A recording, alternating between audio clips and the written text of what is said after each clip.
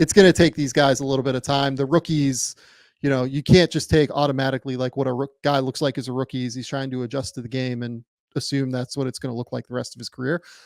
And by the way, we can now transition to another rookie on our list. At number 16, we have Amen Thompson. Amen Thompson was probably the player that I struggled with ranking most on this thing.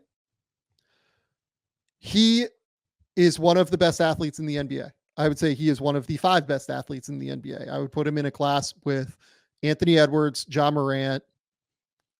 I don't even know who else, really.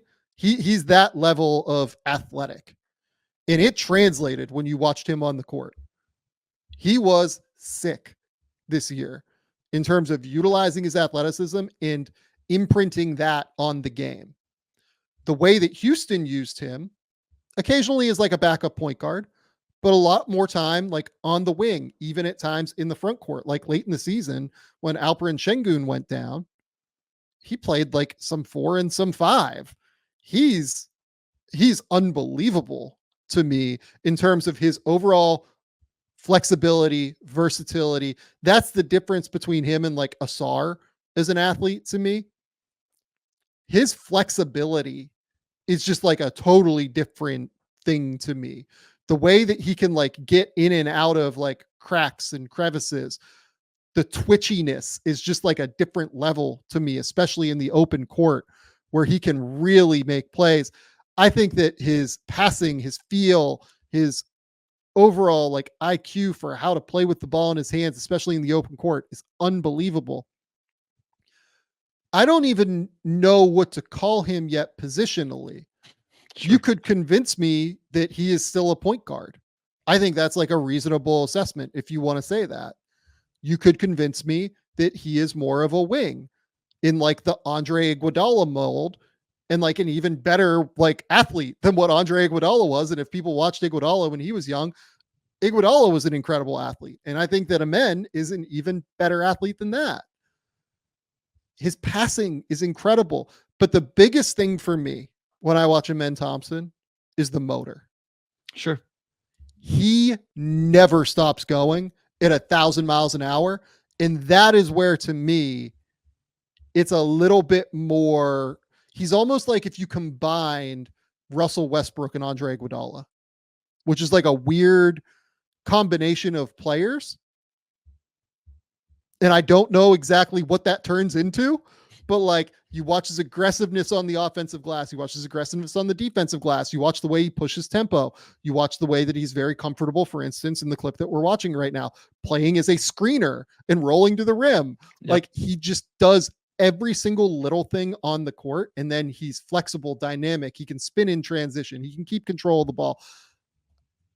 I think Amen Thompson's ceiling is as high as all but like maybe 3 or 4 guys on this list if things really break right, but things would have to break right in terms of the shooting.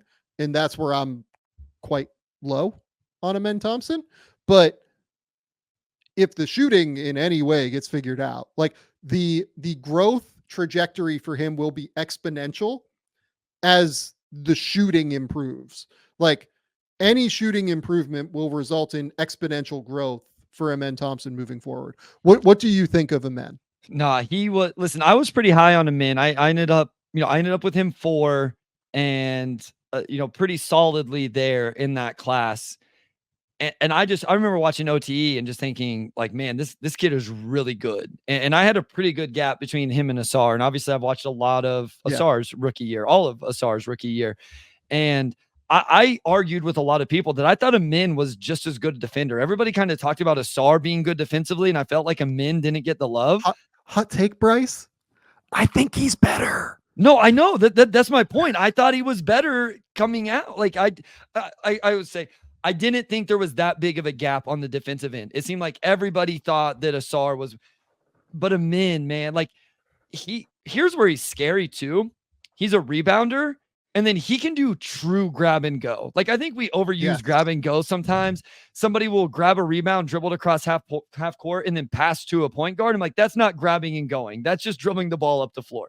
grabbing and going is being able to break down the defensive rebound at a high level and then pressuring the defense without an outlet pass. And Amen Thompson can really do that. His Euro step in transition is impossible to stay in front of. And he's just a blur in general.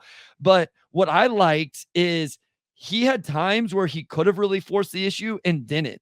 I love seeing that process from him. I love his feel and knack with his off-ball cutting. You mentioned the fun things you can do with him as a screen and roll guy because of his athleticism, but also his decision making. He's a nightmare on the offensive boards. He makes quick decisions. It's just, you can kind of play him in so many different roles. And then the defense, Sam, the defense and the defensive playmaking. So I went back and looked, and this didn't hold true for the whole season, but at one point he was averaging 4.5 stocks per 100.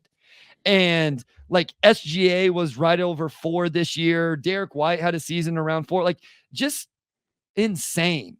And his off-ball instincts are really good. I mentioned the cutting, the offensive rebounding on the defensive end, tracking block shots, defensive rebounding.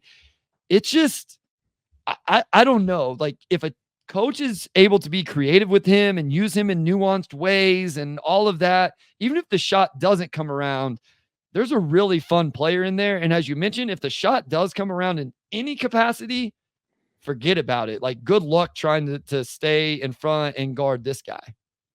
And here's the big thing with his shot as well. I think he is such a special athlete that he is the kind of player, and is so skilled with the ball as well. That's important here. He is the kind of player that can overcome not being able to shoot and still be an awesome, incredible, like winning basketball player because his motor is so high. His instincts as a cutter are so good. You have to play up on him.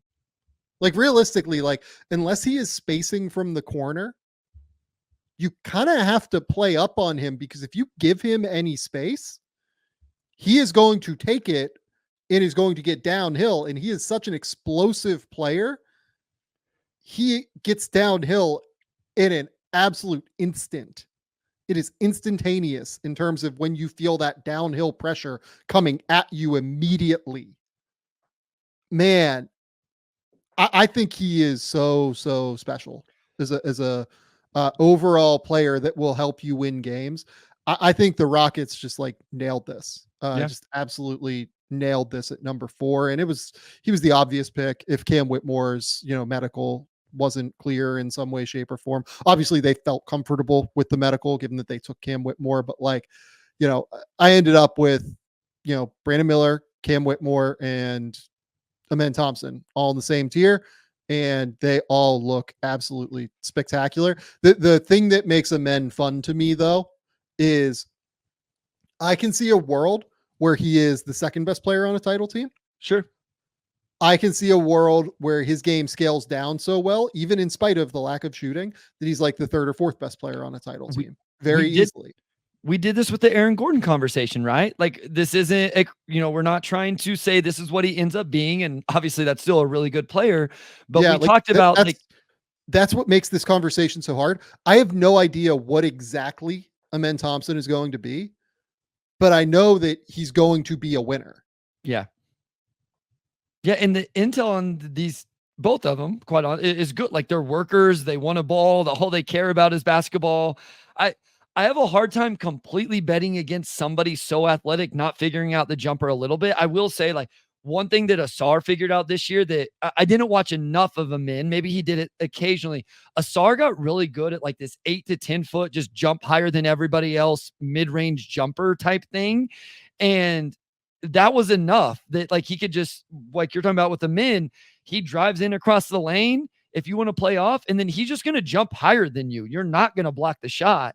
And so even if he can hit that, like just a little mid-range pull up and make you pay, that's going to make you guard him a little bit differently if he can figure that out. Just looking at the raw mid-range numbers, it doesn't look like maybe he was able to figure that out just yet, but it doesn't have to be like the entire 3-point package either. Like he just got to be able to make some stuff to keep a defense honest.